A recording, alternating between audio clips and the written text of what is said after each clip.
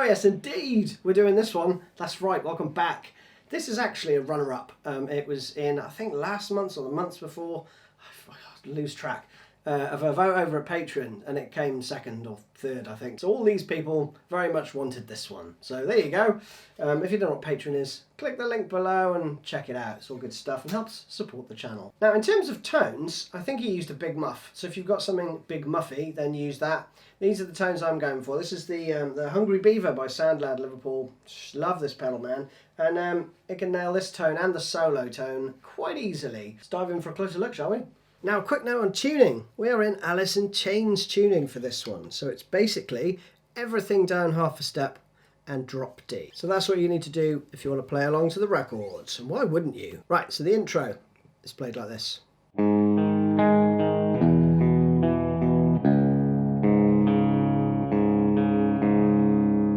Pretty straightforward, right? Just as per the tab. The next bar goes.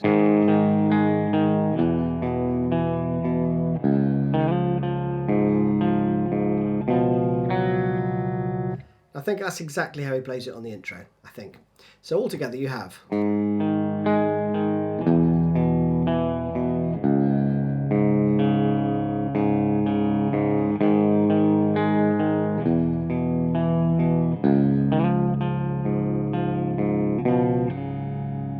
Okay? Mess that last bit up.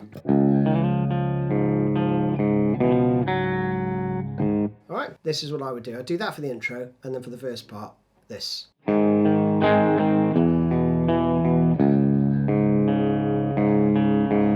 Not much different there. You're just basically playing, rather than a single note, you've got two notes there, so an A5,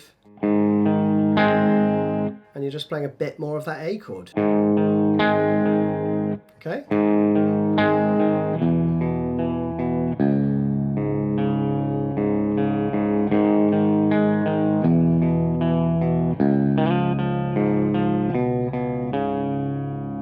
And I would do it every time like that thereafter. So that is just.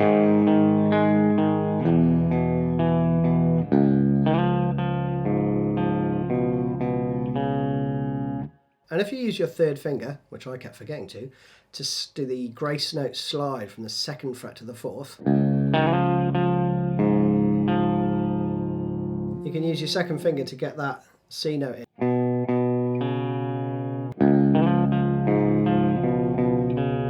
And then you allow the other notes to ring out as well, which they do, okay? Now you go around that twice, I think, with the singing, and then you're going to play...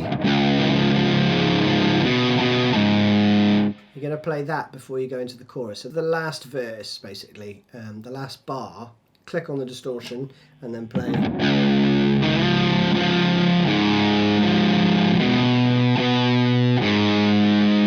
Okay?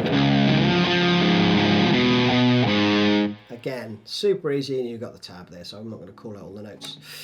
Chorus. And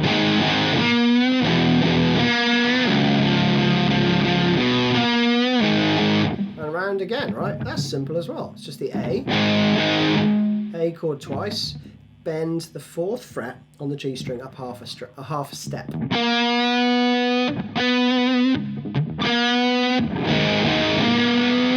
And if you hit the open B as well, doesn't matter, it's grunge, right? It's going to sound cool anyway.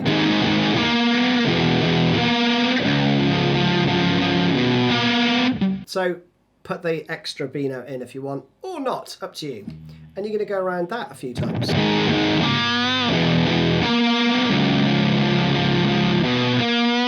That last bar is.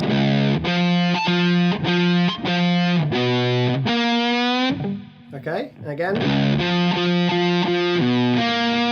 Then you're going to go into this bit.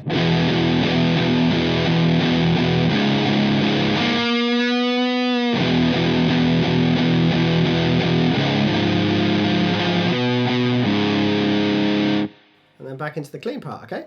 That is just third fret.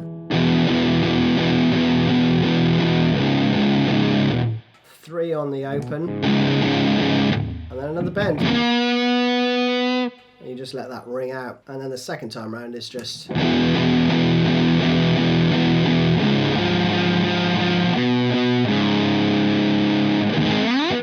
Now the solo part has a few more mids, so I've tweaked those as per these settings. And you're going to play this. It's super basic, just repeat the same thing around a couple of times.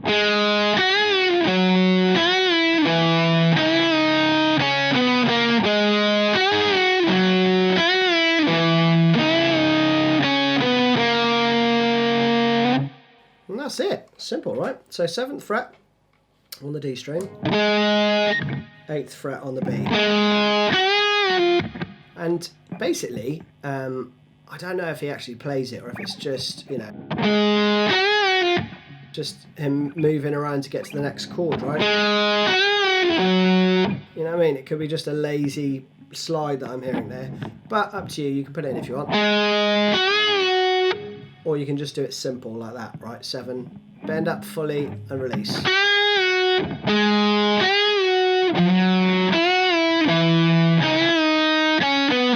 And play that twice, okay? So, 7th fret, 8th fret. 5th fret, 6th fret. Both full bend. 3rd fret, 5th fret. That's a half step bend. 3, 5, 4. Then round again.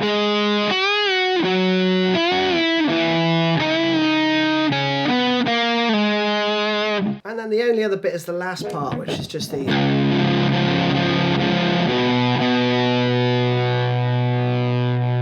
He just stays on the 3rd fret there. That's it, all done. So hope you enjoyed that one. See you again soon. Cheers, bye-bye.